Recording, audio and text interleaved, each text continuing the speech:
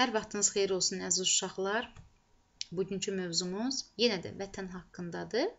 Gəlin mövzumuzla tanış olaq. İkinci tapşırığın A bəndində deyilir. Şəkildə nə görürsünüz? Sizcə evlər niyə dağılıb? Gəlin mətni oxuyaq və bunu öyrənməyə çalışaq uşaqlar. Əvvəlcə şəklə baxırsınız, görürsünüz doğrudan da evlər uçulub dağılıbdır. Mətnimizi oxuyaq. Qaranquşun Xocalı arzusu. Uşaqlar, Xocalı sözü sizə tanış gəlirmi? Xocalı adı. Xocalı ermənilərin işğal etdiyi şəhərlərimizdən biridir.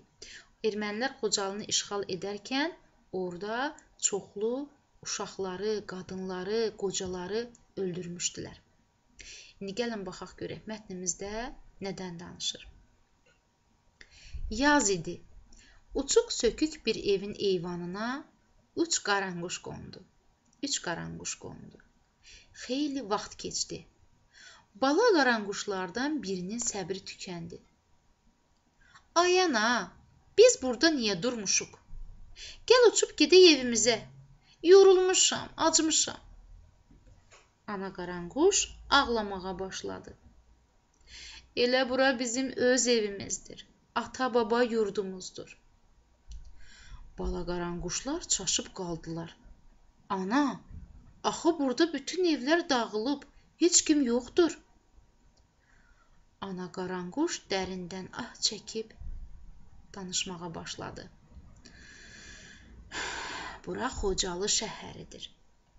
Bir vaxtlar burada insanlar yaşayırdılar. Gözəl evlər, bağlar göz oxşayırdı. Biz hər yaz bu yerlərə uçub gələndə uşaqlar sevinirdilər. Bir-birinə gəlişimizi xəbər verərdilər.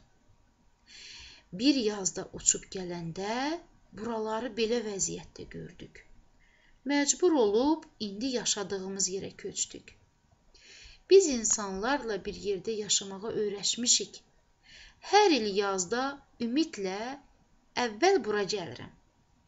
İnanıram ki, bir də gələndə burada əvvəlki kimi Xocalının sakinlərini, yəni orada yaşayanları, abad evlərini görəcəm. Abad, yəni qəşəng, sağlam, tikilmiş. Yenə də biz onlar da bizim gəlişimizə sevinəcəklər. Uşaqlar, hekayəmizin müəllifi Məhərrəm Mustafadır.